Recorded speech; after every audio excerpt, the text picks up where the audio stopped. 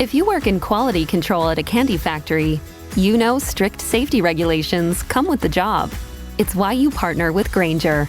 Grainger helps you find the high-quality and compliant products your business needs to inspect, detect, and help correct issues. And the sweetest part is, everyone gets a product that's as safe to eat as it is delicious. Call 1-800-GRAINGER, click Grainger.com, or just stop by. Grainger, for the ones who get it done. Breaking down every game, every day in Major League Baseball, this is the Baseball Betting Show. Here is your host, Greg Peterson. Hey, warm and friendly hello! Welcome to lovely Las Vegas for the Baseball Betting Show with myself, Greg Peterson, now part of the VSIN Family Podcast. We've got an excellent podcast for you. We're going to be joined in segment number 2 by one of our good friends, Ben Wilson. He does an amazing job here at the network. His play-by-play work is second to none as well in terms of college baseball, in terms of indoor football, what have you. We're going to be talking about what we've all seen out of the Milwaukee Brewers here this week. We're going to talk about just what we've seen in general for the team that they just played against, the Baltimore Orioles, teams that are really heating up, cooling down, some of the advantages that he's seeing in terms of betting front as well. So we're going to be chatting about that with him and so much more. And then in the final segment, going to get you guys picks and analysis on every game on the betting board for this Baseball Thursday as we touch them all. If you do have a question, comment, segment idea, what have you for this podcast, you have one of two ways to offer those in. First one is my Twitter/X timeline at gunit_81. Keep in mind there's the name does not matter, so as per usual, please do send these into the timeline. Other way is find an Apple Podcast review. If you rate this podcast 5 stars, it is very much appreciated. From there, you're able to fire in whatever you'd like to hear on this podcast via that 5-star review.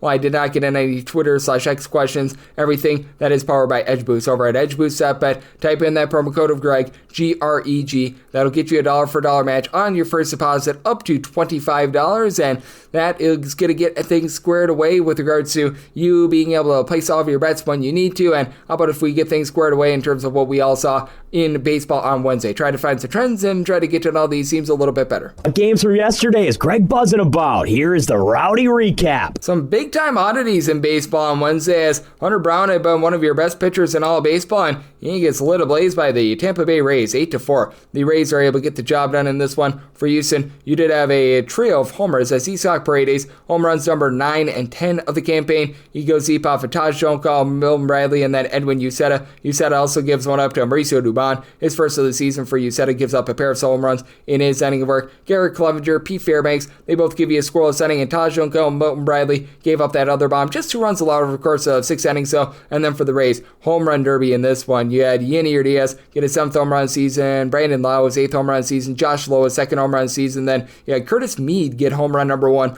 of the campaign. As for Brown, he gives up 3 of those bombs, 5 runs in total over the course of 5 innings. Forrest Whitley gives up the other home run, 3 runs in 2/3 of an inning. Steven O'Curden out of the bullpen scoreless, and Bennett Sosa was able to give you 2 scoreless innings, but too little too late there. For the Pittsburgh Pirates, they have now scored 4 runs or fewer in 26 straight games, the longest streak in the live ball era, but they do get the job done 3-1. They're able to take down the Cincinnati Reds. Somehow, someway, the Pirates not your top under team in all of baseball thus far this season, but for Cincinnati, Brady Singer gives up 2 runs over the course of 5 innings. Ian Gabot, along with Taylor Rogers, combined for 2 scoreless innings, and Graham Ashcraft, not a load of Ashcraft, but gives up a run in an inning, but simply nothing doing off of Andrew Heaney. 1 run allowed in 5 innings. From there, Chase Shogert, Dennis Santana, they both give you a scoreless inning. Caleb Ferguson, Tanner Rainey, they're able to combine for 2 scoreless innings. The Cubs, they're currently your top over team in all of baseball. 29 overs, 17 unders, and 4 pushes. And for Miami, now 70 overs, 34 unders, and a push at home since the beginning of the 2024 season. 2-1, the Cubs are able to get the job done.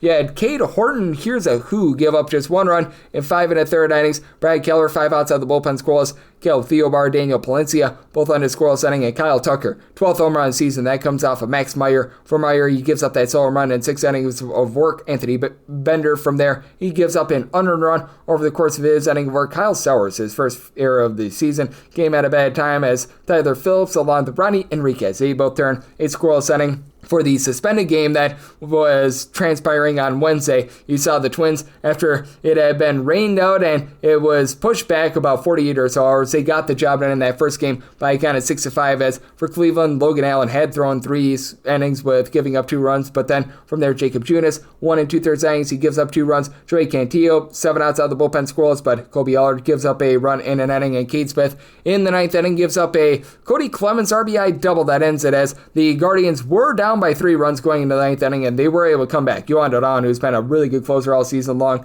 he comes in there, he gives up a run in his inning of work, but he was able to do a nice job getting the job done after Joe Ryan. He was looking relatively rock solid, slips up in that 9th inning. He gives up 3 runs over the course of 5 innings, including a bomb going deep for the Cleveland Guardians.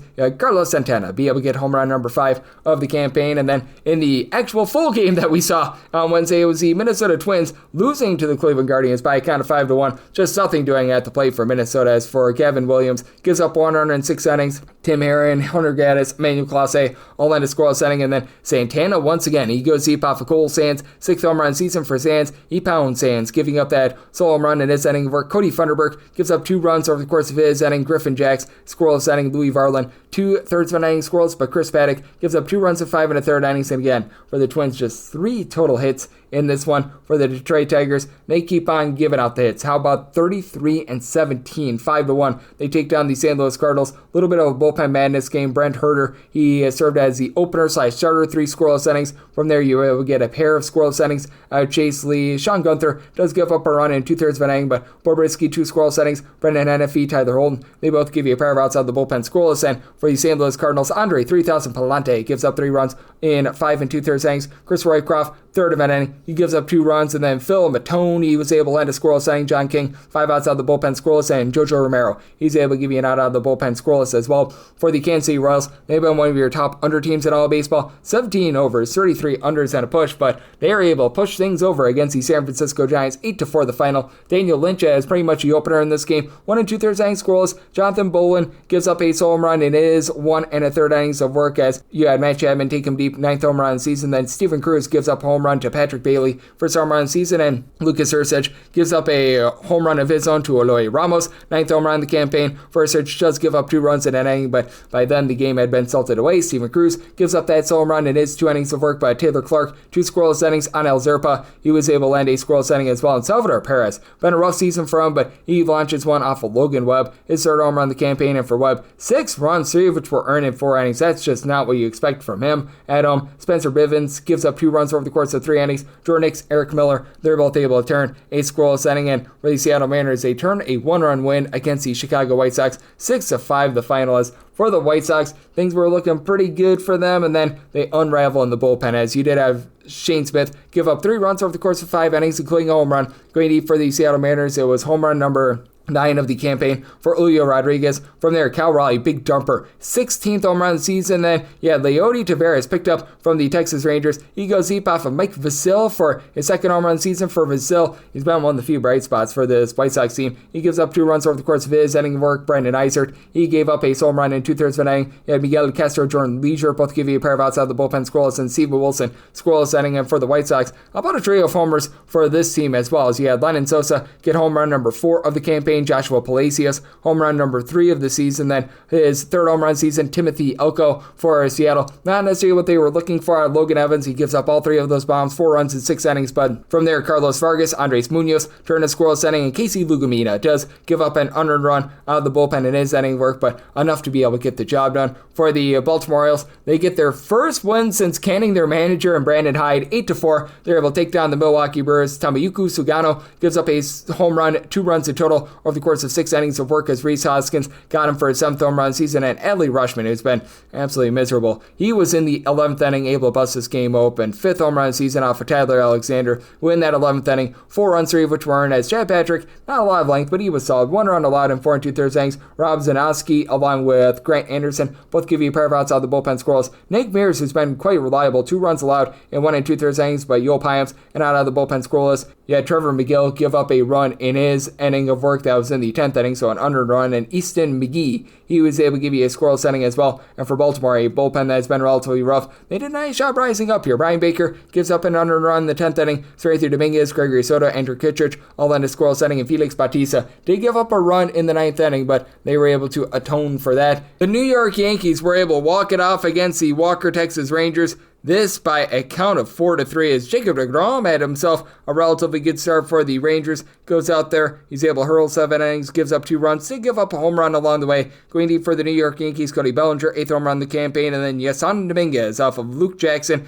in the 9th inning. Jackson just hung one, 6th home run of the campaign for Jackson, gives up that home run in 2/3 of an inning. Robert Garcia, 2/3 of an inning, allowed a run as well. And for the Rangers, you had 3 solo home runs in this one, as you had Sam Haggerty be able to get his first home run of the campaign. That comes off of Ian Hamilton, and then Jake Berger goes deep twice off of Mr. Tim Hill and Ryan Yarbrough. His 5th and 6th home runs of the campaign. For the Yankees, you had Ryan Yarbrough as the starter, punch out 8, give up that home run in 5 innings over Jonathan Loaiska. Pair of outs out of the bullpen scoreless. Tim Hill, he gives up a run in his inning of work. Ian Hamilton, solo home run, goes a 1/3 of an inning, but Yuri De Los Santos, Luke Weaver, they both turn a scoreless inning to be able to get that one to the window. The overs out there in Sacramento continue to hit north of 60% over rate there, 10-5. The Angels all of a sudden have won 5 games in a row as Joe Adell sets fire to the rain. 6th home run of the campaign. Logan O'Hoppe goes deep twice. 12th and 13th home runs of the season. Zach Neto, his 8th home run of the season, as Jack Conowitz.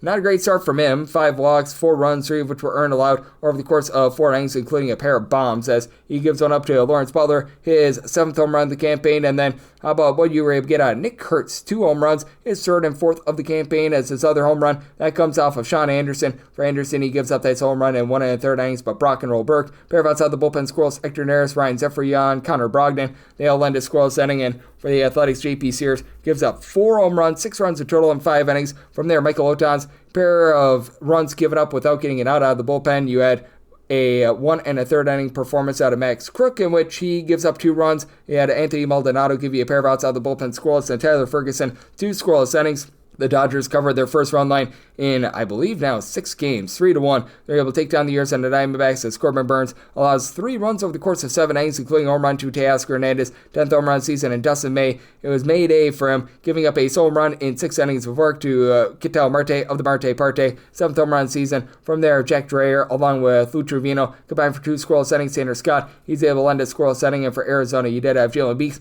coming into the game. He was able to pitch a scoreless inning as well. For the Colorado Rockies, shock, surprise, surprise, they lose once again, 9-5. They fall to the Philadelphia Phillies. As for the Phillies, Bryce Harper, 8th home run of the campaign. JT Realmuto, 5th home run of the season. Trey Turner down for what? His 3rd, as you had for the starter in Carson Palmquist, a rough go of it. 7 runs, 6 of which were earned in 4 1/3 innings. And then from there, Anel Shavili gives up 2 runs in 2 1/3 innings. Scott Alexander, 4 outs out of the bullpen squirrels. Zach Agnos, he was able to turn a scoreless inning. And Nick Martini does go deep off of Taijuan Walker versus the campaign for Walker. Gives up 3 runs over the course of 5 innings. Carlos Hernandez from there gives up 2 runs in an inning. Joe Ross, 2 scoreless innings, and Tanner Banks, he was able to lend a scoreless inning as well. And being able to lend a W, how about the Toronto Blue Jays and what they were able to do, the San Diego Padres?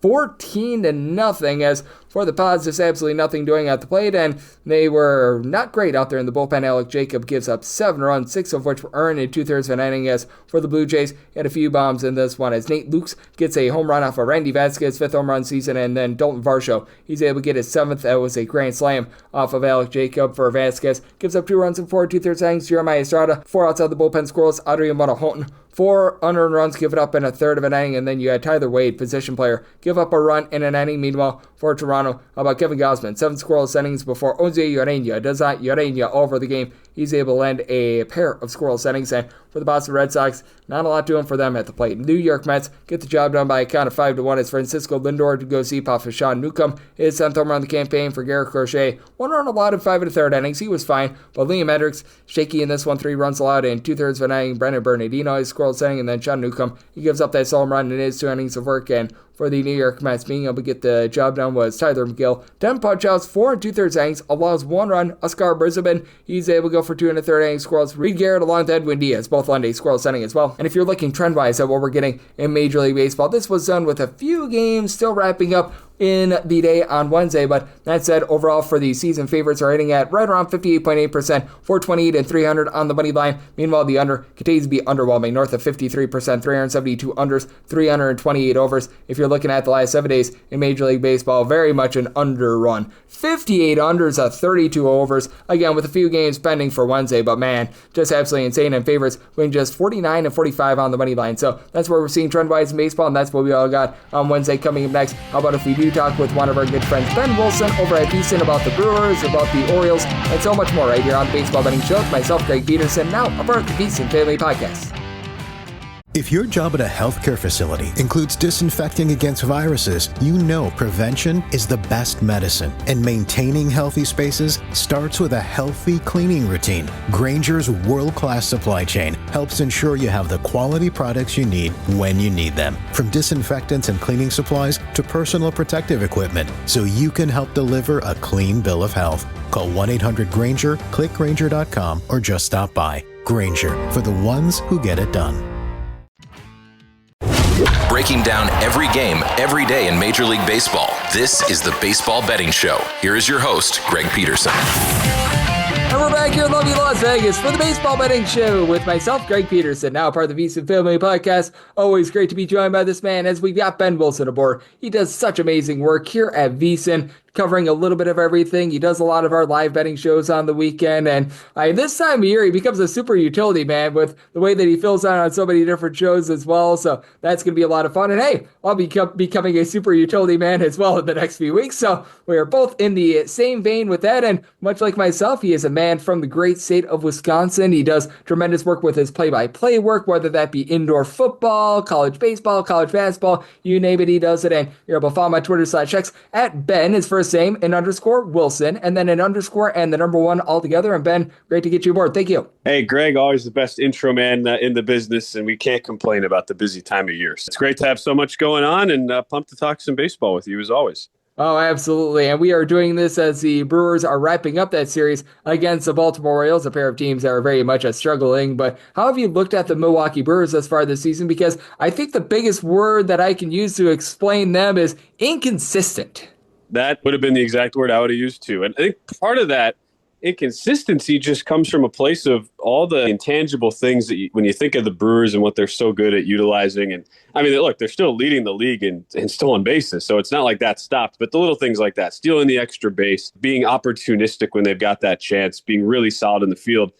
Because of, at least if we look at the offensive side of it, I mean, they're just not hitting whatsoever up and down the lineup. And it's really put them in a position where, sure, Bryce Terang can get him and Jackson Churio. They can get on base, steal as many bases as they want. It doesn't matter when you're just an awful team with runners in scoring position. You're not really hitting homers. You're not putting up a lot of crooked numbers. It just feels like any sort of run-producing inning just takes a lot of effort and a lot of things to go right, which naturally, when that's the case, I mean, even if you've got the best rotation in baseball, which the Brewers are certainly far from having that, even if you had a great rotation, it would still put a lot of pressure on you and stress, and you'd be in a lot of tight games. It really, that to me is where it all starts, Greg, and it's kind of exposed a little bit. The weaknesses which you knew would always exist pitching-wise, and they're at the point now where they're really having to lean on guys that I think going into the start of the year, like, was anybody expecting Quinn Priester to be in the rotation? I mean, he wasn't even in the organization till after opening day, and I'm really high. We can talk maybe further about a guy like Logan Henderson, who's I think going to turn into a really bright pitcher for Milwaukee, but that, again, wasn't a guy that anybody was necessarily expecting to contribute this early, maybe like a September call-up, but that kind of tells you just the state of affairs when that's how deep they're having to go into the pitching, and they're doing that without a whole lot of run support in front of them, which to me explains so much why this has the feel wholeheartedly of kind of an 80 to 82 win team. Yeah, for the Milwaukee Brewers, it's just been so inconsistent with them. And I don't know if you feel this way too, but it feels like just a lack of power has been there for the Brewers as well, because there's quite a few guys that are moving the line, but they just haven't been able to get the power out of Rhys Hoskins this year. Christian Yelich has been all over the place. Jackson Churio has not really been able to get on base as well. So I think that that's been a big issue for them too. Yeah, I mean, Yelich, I think we have to acknowledge, and I think a lot of people... He's never going to be the same self that he was. Sure, exactly. And I think a lot of people close to the organization, I mean, it's not a thing we're doing now. That's not new. I think it's been going on for a while, that he's never going to match the same sort of numbers he did in his peak. But at the same time, you can't have your cleanup hitter hitting around 200 with really no power and expect that to really play out in a positive way, especially when, as you mentioned, it's not like there's a lot of great options around him. I mean, William Contreras has been super inconsistent as well this year, and just kind of by proxy and out of necessity, you're basically forced to bat him in your 2-hole. So theoretically, the best hitter on your team, is like a 240 hitter with hardly any pop. And maybe that finds itself as the the weather gets a little warmer, you start to get some more outdoor games with the roof open at American Family Field. I mean, it's a guy who drove in almost 100 runs and hit over 20 homers last year. So it's definitely possible, but that's where you look at it. You go down the lineup, and when you have multiple guys, you start stacking inferior seasons compared to what they're capable of. That's where it gets really tough. And why, to me, it explains why you have so many of these games or stretches where Milwaukee's going,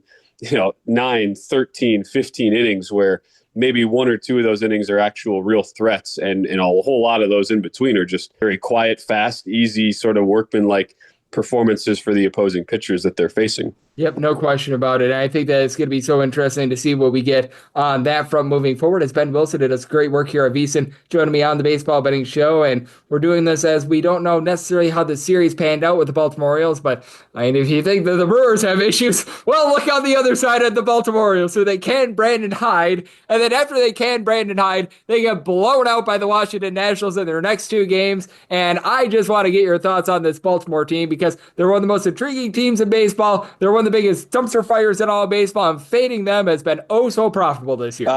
Yes, it has. I've been really disappointed in them. I mean, just individually, there's a number of guys I was really high on that I'd bought into from fantasy perspective for wanting to bet and kind of take advantage like some daily prop markets, and it's been really ugly. Now can you really blame like Colton Cowser? I still think is going to be a really good player, but he breaks his thumb less than a week into the season. Like, what are you going to do in a situation like that? But even some of these other guys that came in, I really thought they'd have better reinforcements. Like Heston Kjerstad, I thought would be a really good, this was the number 2 overall pick back in the 2020 draft, and hugely regarded prospect. I really thought would come in and be a guy who could replace and even duplicate what Cowser had been able to do. And yet now here he sits, he can't draw a walk to save his life, and he's kind of mired in the 8-hole.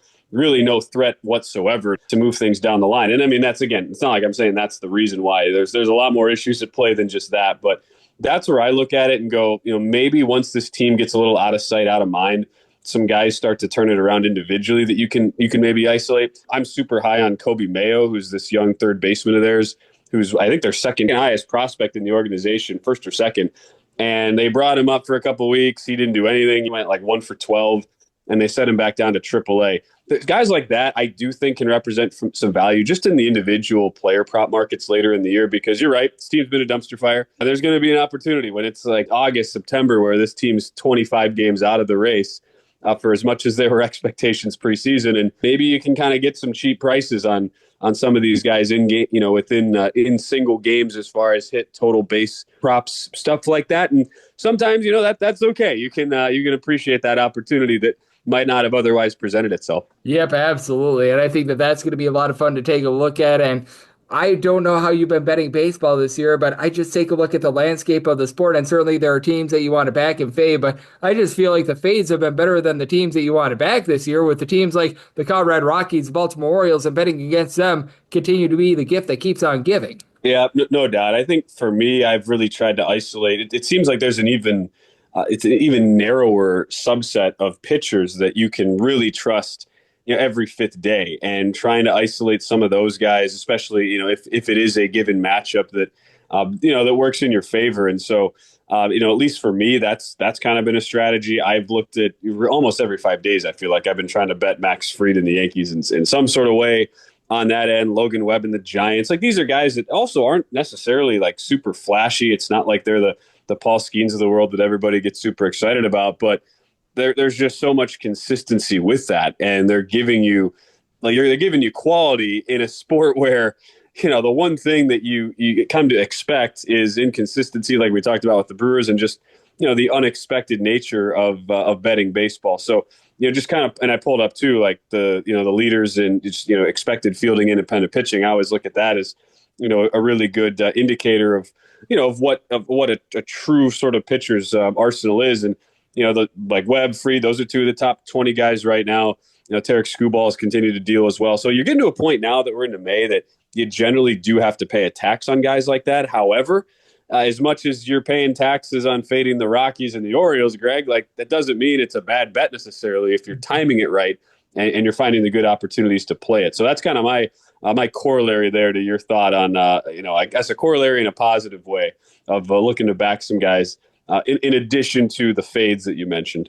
Yeah, if you've gotten plus $5 on every single Colorado Rockies game this year, you'd still be down money. So that shows you how great of a fade they've been this far of the season, which, yeah, man, it has not been tremendous there. And just in terms of the team/players that you've been looking to back and fade, Ben, are there a few that are coming to mind right now that just have been really able to make you some money? Yeah, I think for me, now it's become sort of obvious, right, that the Mets are this sort of juggernaut, but got to keep in mind, I mean, the first month of the season, they were, as a team hitting like barely 200, yet they've from opening day been a team whose hard hit percentage, their barrel rates, they've been top 3 or 4 in the league. I try to look at little isolated stuff like that. And so obviously now I'm not going to breaking news by saying, hey, the Mets are good. You should be betting them and trying to profit off them. But there are stretches where, I try to look at the StatCast data, regularly to see, okay, where are these teams at that are doing a really good job of putting balls in play? They're just getting unlucky right now, and that'll eventually turn. Mets were a great example of how it definitely turned from late March, early April, and now we're seeing what that has done here as we get into May. If I look at, a couple teams right now that fall a little more similarly into that, and just maybe some of the recent struggles here, the Red Sox, for all of their struggles here, and I know the pitching is obviously not exactly up to snuff here for Boston. And, you look at where they're at, and it just feels like that whole AL East outside of the Yankees has been has been a complete dumpster fire. At the same time, like Boston's only 2 games below 500, despite so much negativity there. The starting pitching has just been terrible. But, the bats, like the hard hit rate, barrel rate, it's all amongst the top 2 or 3 in the league, similar to where the Mets were at. That's a team where I definitely think they're going to get stretches of, and they just finished up a series against the Mets and they get Baltimore this weekend.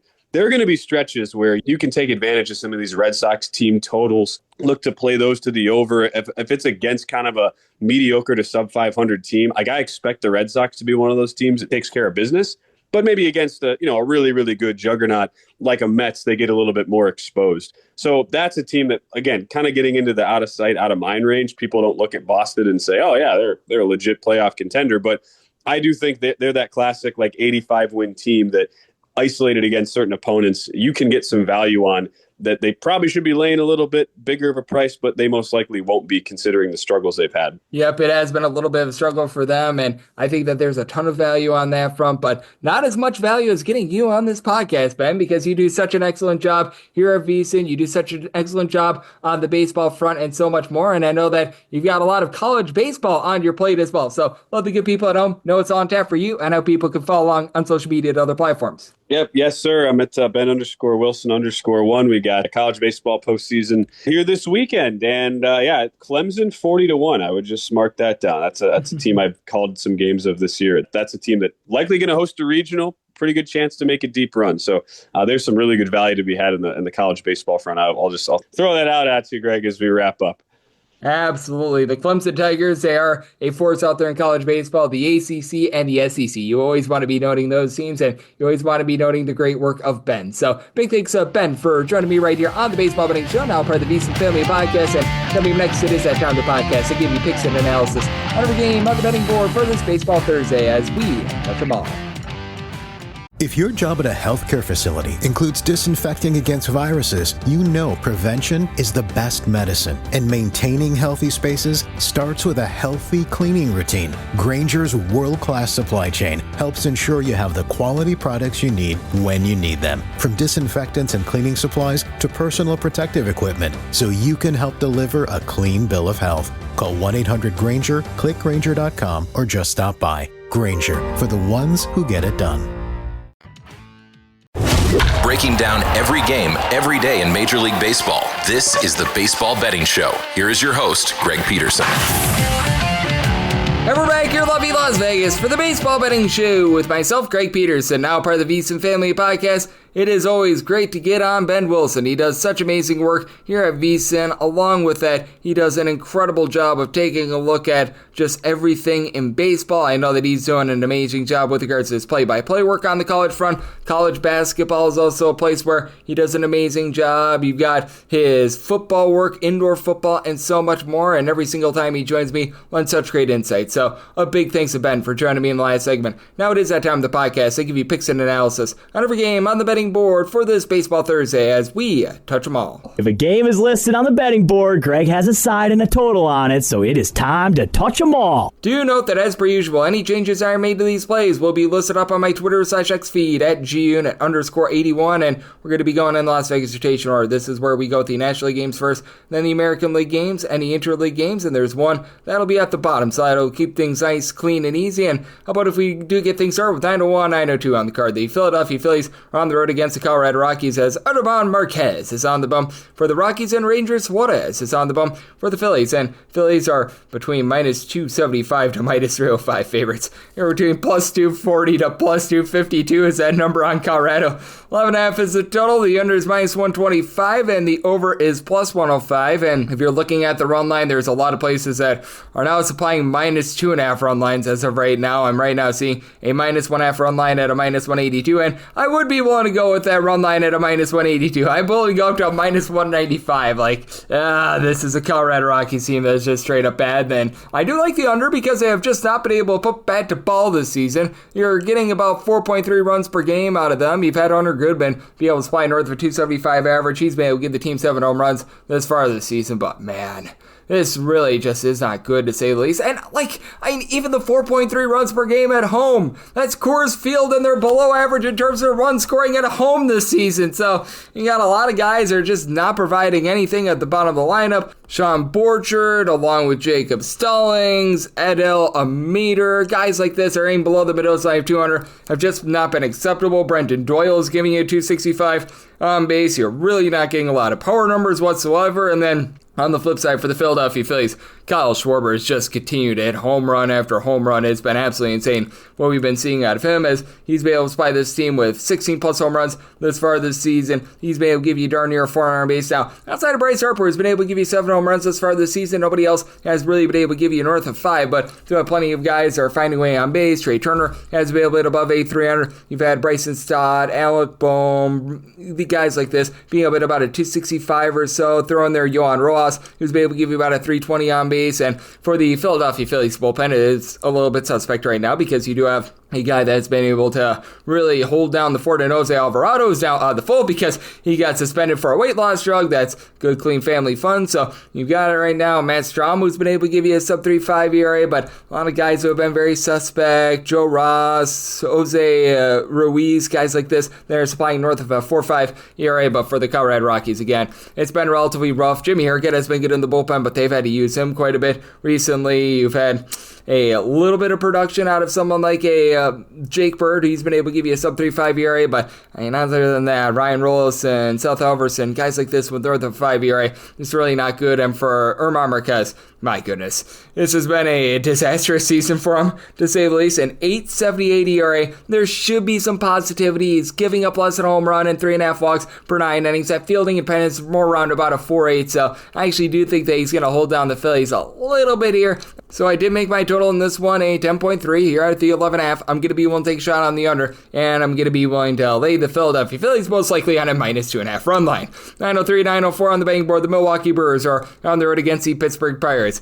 Mike Burrows gets the start for the Pirates, and right now it reads to be determined for the Brewers, so this is off the board. Through the grapevine, it looks like Carlos Rodriguez is going to be getting the start for the Brewers, and if you do get Rodriguez versus Mike Burrows, it would be a circumstance where I'd be willing to lay up to a minus 134 with regards to Milwaukee Brewers, so need at least a plus 135 to be able to take a shot on the Pittsburgh Pirates, and with regards to the total, I set mine at an 8.3, so an 8 or less, I'd be taking a look at the over, an 8.5 or higher to the under. This is just hilarious with the Pittsburgh Pirates. They have scored 4 runs or fewer in 26 straight games.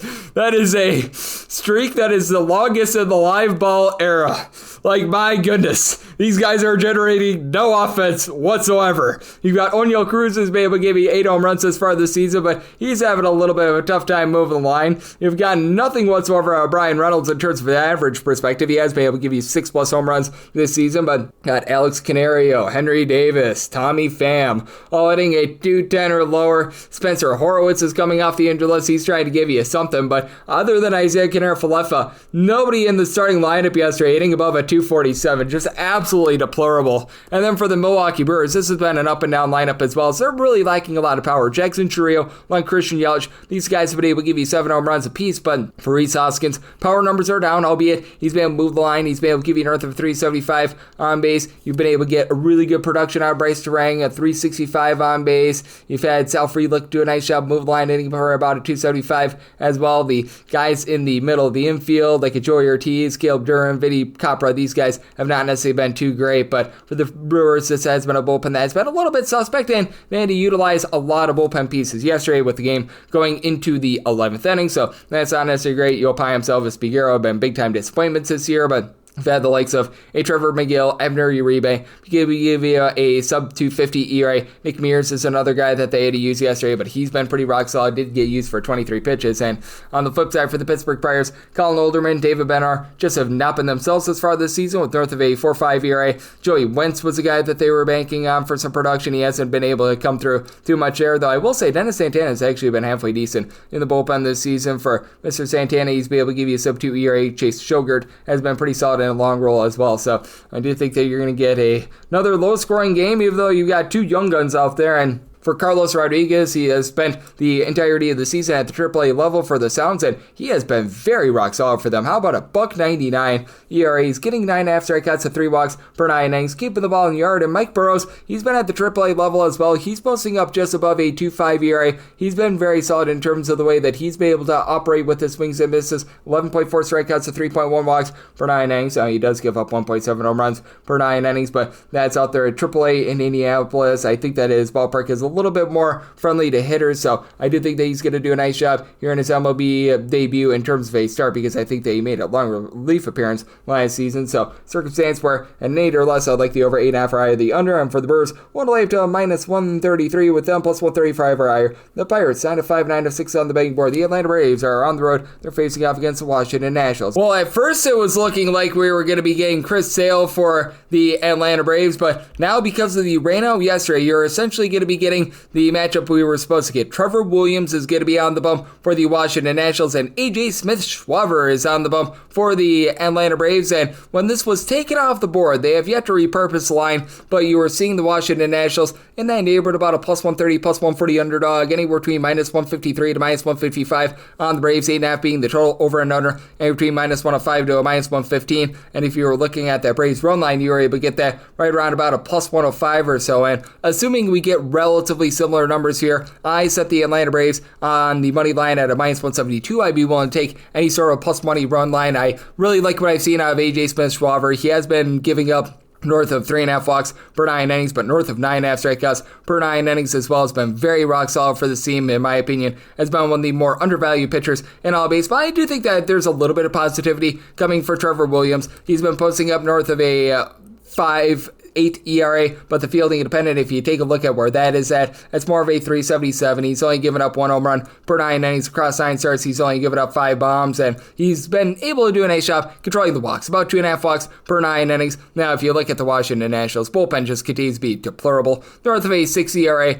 You've been able to have a few guys that have been able to give you some good innings, as Kyle Finnegan, along Jackson Rutledge are giving you a sub 3 ERA, and Cole Henry is starting to look relatively solid as well, but Lucas Sims posting up north of a 10 ERA. I mean, Colin Pouchet, when he's been out there, he has been absolutely terrible for the team. Eduardo Salazar has given you nothing whatsoever. It has been all sorts of awful. And then for the Atlanta Braves, Desmond Hernandez has been really good in this bullpen. You have Rossi Iglesias, who's posting up north of 5 ERA. He's got really good stuff. I think that he's going to be able to come online a little bit more here down the stretch. And I mean, Aaron Bummer's been a little bit of a bummer, but you've had Pierce Johnson be able to give you a sub 3 ERA for the Atlanta Braves, staring at right around about a league average bullpen, in my opinion. Nothing terrible, nothing great. And for the Atlanta Braves, it's been a little bit up and down in terms of this lineup, but I do think that these guys are going to be able to give you some relatively good production, as now you've got Matt Olson back up to 10 home runs, not hitting for a lot of average, but has been able to supply north of a 350 on base. Big key is Ozzie Albies along with Michael Harris. These two guys are hitting right around 225. They don't give you great on base. They're not giving you a ton of power. They have really been letting the team down, but when you've got Austin Riley, who's been about a 285, giving you 8 home runs,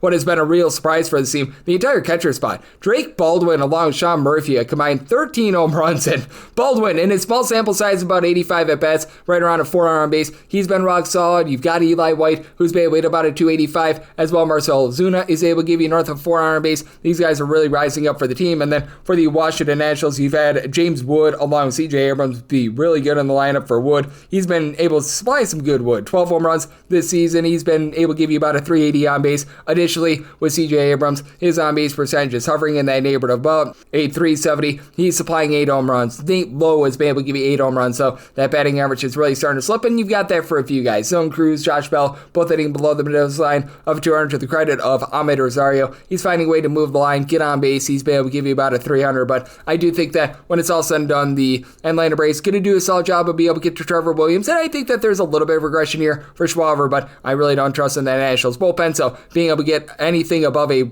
minus 110 with regards to that run line, looking at the Braves, I set my total at an 8.6. If we get that 8.5 again, looking at the over. 9-7, 9-8 on the betting board. The Walker Texas Rangers hit the road. They're facing off against the New York Yankees as Carlos Rodon is on the bump for the Yankees and Nathan Eovaldi is on the bump for Texas. 7.5 is the total. Over and under both at minus 110. With New York, they're between minus 150 to minus 162 favorites. Anywhere between plus 135 to plus 140 is that number on Texas. I did set the Rangers at a plus 138, so once we get to a plus 139, plus 140, that becomes my buy point on them, as I've just been really impressed by Nathan Eovaldi this season. It always feels like with Nathan Eovaldi, he gets off to a relatively good start to the season, then he sort of fishtails towards back half of seasons because typically he just has some sort of an injury or something that manifests itself, and then towards the beginning part of the season, he's always good and ready to go. .61 ERA thus far this season, as his strikeout numbers are very good as well. 9.5 strikeouts per 9 innings. He's been able to do a nice job keeping the ball in the yard. He's given up 3 home runs over the course of 61 plus innings, and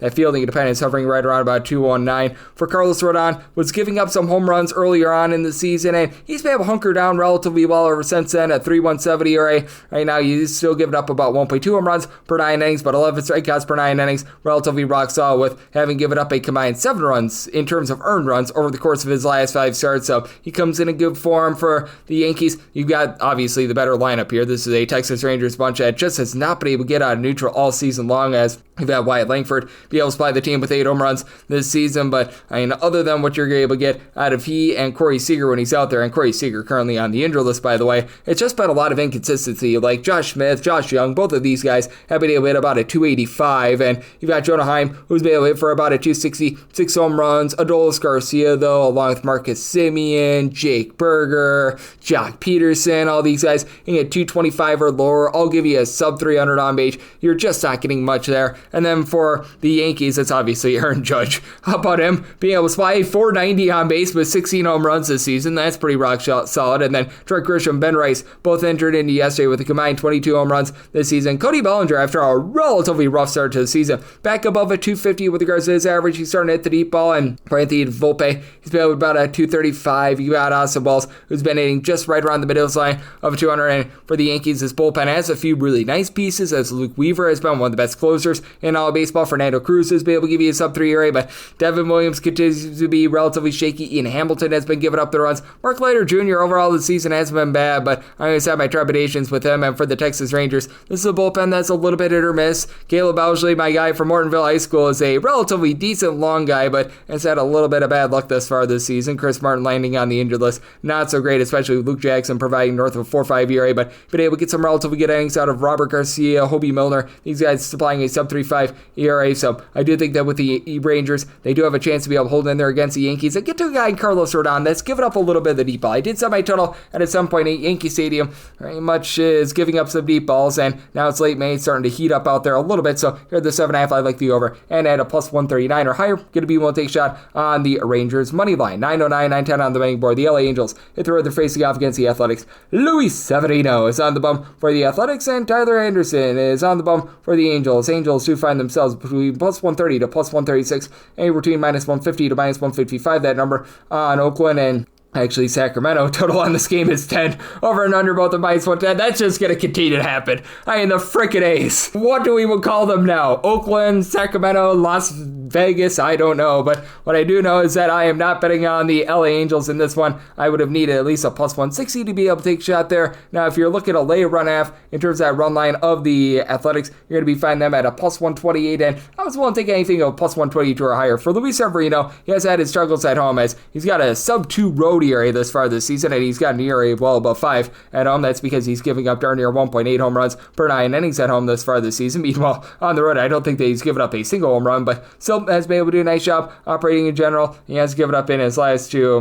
home starts a combined 12 runs over the course of 10 innings, but that was against Seattle and the Yankees, 2 of the best road hitting teams in all of baseball, and he's coming off 6 scoreless innings against the San Francisco Giants in his last start, albeit a road start. And for Tyler Anderson, dating back to the beginning of the 2024 season, he does have a sub-3 ERA on the road. He is someone that I think is just getting so lucky, though. I mean, he has been giving you about 7.5 strikeouts to 3 walks per 9 innings. He's posting up a 484 fielding dependent, a 304 ERA, and he's been just able to weasel his way out of situation after situation the last few seasons in general. You do have an Angels lineup that has a lot of power, but you don't have a lot of guys that are doing a great job in terms of just moving the line in general, as we've been able to have Taylor Ward be able to supply the team with 13 plus home runs, but Mr. Ward not hitting for a lot of average right now. He's sitting right around about a 203, and then additionally for the Angels, you've had Kyron Paris be able to give you 6 home runs, but he's hitting below the Mendoza line of 200. You've been able to have Nolan Schunel find a way on base, 365 on base, and I do like what I'm seeing out of Zach Neto. He's been able to hit about a 275, 7 home runs. Lokanapi, 11 bombs. He's been able to give you about a 265 average, but Royce Hilaire is hitting for a sub 290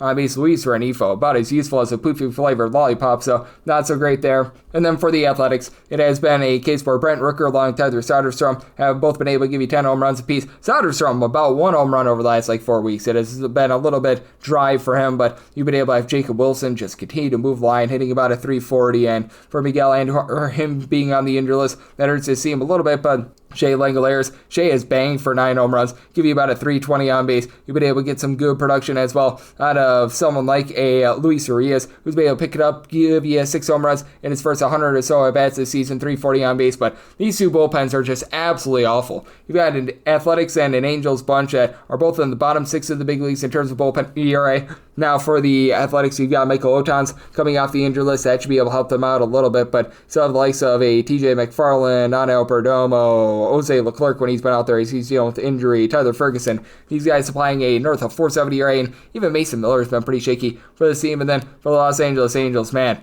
can you find me a single guy that's right now posting up a sub-5 ERA? And I'm not even kidding when I say that, because right now their best guy in the bullpen out of everyone that has appeared in at least 4 games this far this season is Ryan Zephyrian with a 5.06 ERA. Good grief. Like, Kenley Jansen even has a 5.28 ERA. None of these guys are giving you good innings whatsoever, and I do think that that's going to be a big giant issue here, and that's a big reason why I did some. I told 10.3. I like the over, and for the A's, I'm going to be able to take a shot on that run line. 9-11, 9-12 on the betting board. The Tigers are playing us to the Cleveland Guardians. Tanner Bybee is on the bump for the Guardians, and Captain Jack Flaherty is on the bump for the Tigers, and the Tigers do find themselves between minus 133 to a minus 142 favorite, and between plus 118 to plus 124 is that number on Cleveland. 8 is the total. The under is minus 115 and the over is minus 105. And for the Guardians, I did set them at a plus 137, so I'm going to be 1 to 8 here with the Tigers. For Captain Jack Flaherty, he's been able to do a really nice job in terms of being able to get those strikeout numbers, as he's been able to give you north of 9 strikeouts per 9 innings. Now, what I will say about Flaherty is that he does have north of 4 ERA, just mainly because he has been giving up the deep ball this year. For Captain Jack Flaherty, 1.9 home runs per 9 innings. That's a big reason why he's got a 4.44 ERA and a 4.50 fielding independent. Comes in having allowed at least 4 runs in 3 out of his last 4 starts. And on the flip side, you've got a bunch in the Guardians that has been very hit or miss with regards to the lineup. And Tanner Bybee, he himself has been having a less than tremendous season, a 4.06 ERA. Now, he's been much better in his last few starts. 2 runs or fewer, allowed in 4 out of his last 5, but only getting about 6.2 strikeouts per 9 innings, a 5.64 fielding independent. That's less than tremendous. And what else is less than tremendous for the Cleveland Guardians is that this bullpen has just completely regressed. Last season, they were number 1 in all of baseball in terms of their ERA. This season, they have been anything but that, as many of Class A. Now posting up north of a 4 ERA along with Jacob Junis. You have not been able to get good innings out of Tim Herron as well. So these guys have really been acting up, other than Hunter Gaddis along Cade Smith. Pretty much nobody else give you a north of a 3 ERA. So that's not tremendous. And for the Cleveland Guardians, you've got Kyle Manzardo, who's been able to give you 10 home runs this season, but he's only hitting a 225. He's been able to get good production out of Jose Ramirez, up to 9 home runs. He's been able to supply about a 355. In terms of that on base, Gabriel Urias is doing an okay job moving the line, hitting a 250. Steven Kwan hitting above a 300. That's been pretty rock solid as well. But then when you get into the likes of Bo Naylor, Brian Rocchio, Lane Thomas, John Kenzie Noel, these guys are hitting below a Mendoza line of 200, and Thomas has been out for quite some time, by the way. Not been great, to say the least. And then for the Detroit Tigers, this has become a top 4 team in the American League in terms of runs per game, as you've been able to get a double-figure amount of homers out of Riley Green along Spencer Torkelson. Gary Carpenter has been able to supply 9 home runs, and he's been able to hit north of a 275.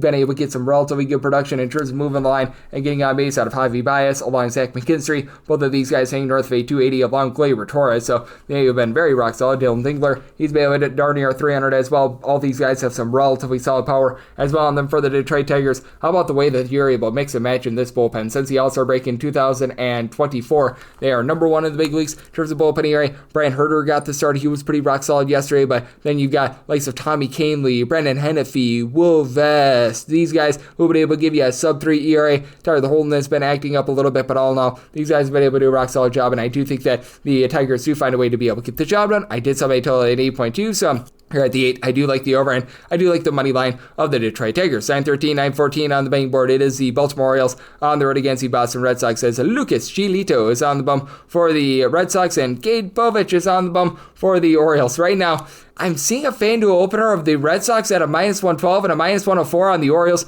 Total is 8.5. Over is -125, and the under is +102. This has to be some sort of a typo. Like, I set my total at a 9.6, and I set the Red Sox at a -206. So, I mean, if we're getting a -112 and a total of 8.5, I'm taking the over, and I'm going to take a shot on the Red Sox on the money line. There's no way we've got a total of 8.5 in this game, with Cade Povich posting up north of a 5 ERA, and Lucas Giolito just being a big giant bum in general. He's been able to give me north of a 7 ERA. He's been giving up the deep ball. He's been giving up right around 2 home runs per 9 innings, and even in his last full season in 2023, this guy was posting up right around about a 4.80 ERA. So, yeah, not great, to say the least. And then, you know what else is not great? The Baltimore Orioles bullpen, and the fact that they got used for 11 innings yesterday. They weren't good to start with. Felix Bautista actually gave away the game in the 9th inning, so we went to extra innings. Good, clean family fun there. But that said, for this Baltimore Orioles bullpen, you do have Bautista, who's still been able to give you a sub-3.5 ERA. Keith Aiken has been a relatively good long guy. He's able to give you about a 3 or so in terms of that ERA. But man,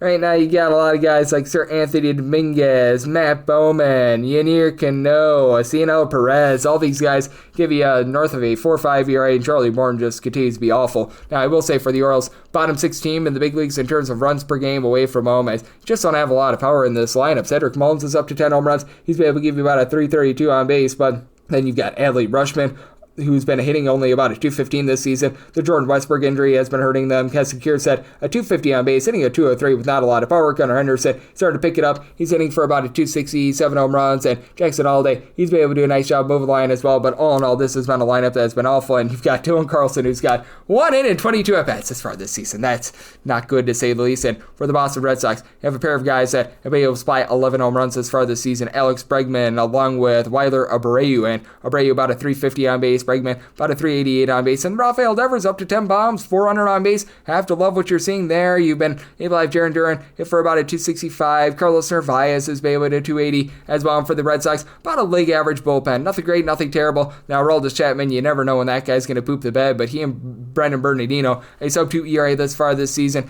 Liam Hendricks has been a little bit up and down, but he's looking pretty solid. Strikeout stuff is down from what it used to be, but I mean, just a great story there for the Boston Red Sox. I think that they should be very sizable favorites here. I'd be willing to lay like even money on the run line here with the Red Sox, and so until 9.6. So if you get an 8.5, I'm going to be looking at the over. 9.15, 9.16 on the betting board. The Seattle Mariners are on the road. They're facing off against the Houston Astros. Lance McCullers Jr. is on the bum for the Astros, and George Kirby is on the bum for Seattle. Total on this game, it is 8. The over is -120, and the under is even. And with Seattle, they're between -130 to -120 favorites, seeing -135 out there as well. Between +115 to a +120 is that number on Houston, and I'm going to take a shot on the Astros. I set them at a +111. I just don't know what we're going to get out of George Kirby. Now, I know he's not going to give up the walks. He, throughout his career, is giving up like 1.1 walks per 9 innings, but for Kirby, he made 3 minor league rehab appearances because this is his first start of the season, and he was posting up a 7.20 ERA, and he was getting absolutely tattooed in AAA Tacoma. Now, I recognize that that's a juice ball AAA league, but still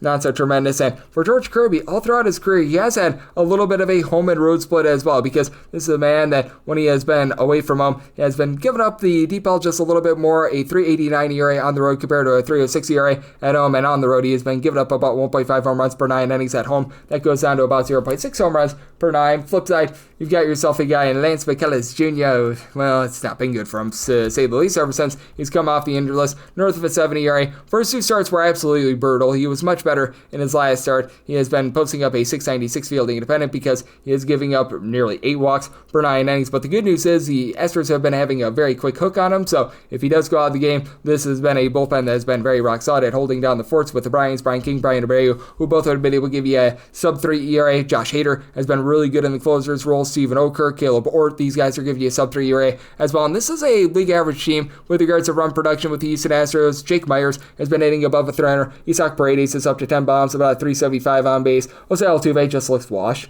4 home runs, hitting about a 240, and Christian Walker has been a useless pickup, about a 270 on base with 5 home runs, so less than amazing there. But that said, Brendan Rodgers has been able to give you a little bit of something there. And then on the flip side, you do have yourself a bunch in the Seattle Mariners that have been able to do a really nice job of putting bat to ball. A top 3 team in the American League in terms of runs per game, with Cal Raleigh supplying 16 home runs, a 370 on base. Jorge Polanco, about 10 bombs. He's been able to give you about a 350 or so on base. Randy Arozarena, he's not hitting for a lot of average, but a 360 on base. JP Crawford, a 390 on base. You've been able to have Dylan Moore give you more. He's been able to supply 7 home runs, hitting for about a 270 as well. And for the Seattle Mariners, about a league average bullpen in terms of what you've been able to get out of these guys. Is Andres Munoz has been very good in this bullpen, and getting back Matt Brash is pretty solid. But you do have a lot of guys like Colin Sider, Edward Bazardo posting up north of a 3.75 ERA, so a little bit suspect there. Trent Thornton, when he's been out there, has been really bad as well, but he's been dealing with some injuries. So I did sell my money line at a plus 112. I'm willing to take a plus 112 or higher on that Astros money line, and maybe I'm doing an 8.8, so you're at an 8, even if this goes up to an 8.5. Do like the over, and wrap things up with 917, 918 on the betting board. It is the San Diego Padres, and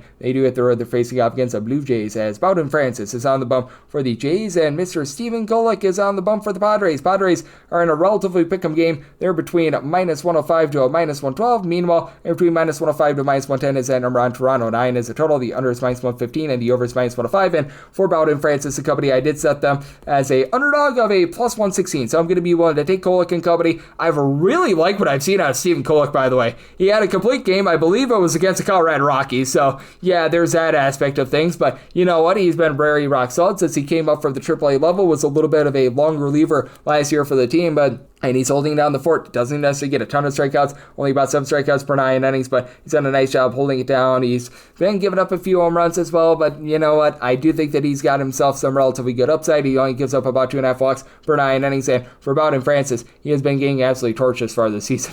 14 home runs and 46 in a third innings. He's got a 5.63 ERA, a 6.50 fielding independent. There were warning signs the last 2 seasons of this guy acting up, and boy, have those come to fruition. 3+ runs allowed in each out of the last 5 starts, and now he goes up against a Padres team that, though they don't necessarily have a lot of home run hitters, you've been able to have a guy, Manny Machado, who's been really not supplying the deep ball this far this season, but he's hitting north of 300. Fernando Tatis Jr. has been absolutely amazing for this team. How about him being able to supply you with 12+ home runs this far this season? He's done a nice job, be able to hit north of a 275 as well, and then additionally, you've got Luis Arias, who's hitting just below 300. You've been able to get good production out of Gavin Sheets, 333 on base, 6 home runs out of him, and this is a Padres bullpen that you're able to mix and match with a top 10 team. With regards to bullpen ERA, you've had Adrian Morejon be a relatively good long guy, but additionally for this team, you've got like Jeremiah Estrada, Jason Adam, throw in there Yuki Matsui, all being able to fly a sub-3 ERA, and then Robert Suarez is one of the better closers that you're going to find in all of baseball. And for the Blue Jays, the bullpen has been very shaky, to say the least, this far this season, as Yumi Garcia is starting to pick it up a little bit, but Jeff Hoffman, he's been giving you north of a 4.5 ERA. Dylan Tate has not necessarily been himself this far this season as well. Chad Green has been up, down, all around. Uriel Rodriguez has been a relatively good long guy, and Mason Fluharty holding down the fort, give you a sub-3 ERA. But for the Blue Jays, also a team that doesn't have a lot of power. Bichette has been able to really do a nice job move line, hitting at about a 285, but Dalton Varsho has 6 home runs in like the first 19 games of the season, and right now he leads the team along Vlad Guerrero Jr. and Anthony Santander with that regard, and Santander hitting just a $185. That's been absolutely terrible. Don't call his name. Alejandro Kirk along Vlad Guerrero Jr., both hitting for about a 280 or so. Edison Barger has done a nice job being able to move line, get on base as well, so this is a Blue Jays team that I think that they're going to be able to get to Kolek a little bit, but that said, I do think that Bowden Francis reins it in a little bit more, but I really like what I'm seeing out of Kolek, so I did set my total here at an 8.9. At the 9, I'm in on the under, and I do like the Padres on the money line. And that'll wrap things up for the Thursday edition of the Baseball Betting Show, now part of the VSiN Family Podcast. A big thanks to our good friend Ben Wilson, who does great work here at VSiN. He joined me in the last segment. If you do like hearing from this fine podcast, Baseball Betting Show, you're able to subscribe wherever your podcasts, Apple Podcasts, Google Play, Spotify, Stitcher, and TuneIn. If you have a question, comment, segment idea, whatever you for this podcast, you have one of 2 ways to be able to fire those in. First one is my Twitter/X timeline at gunit_81. Keep in mind, letters EM, they mean does not matter, so per usual, please do send these into the timeline, and the other way is find an Apple Podcast review. If you rate this podcast 5 stars, it is very much appreciated. From there, you're able to fire in whatever you'd like to hear on this podcast via that 5-star review, and I'm coming at you guys every single day throughout the baseball season, which means I'm back with you once again tomorrow. Thank you. If you work in quality control at a candy factory, you know strict safety regulations come with the job. It's why you partner with Grainger. Grainger helps you find the high quality and compliant products your business needs to inspect, detect, and help correct issues. And the sweetest part is, everyone gets a product that's as safe to eat as it is delicious.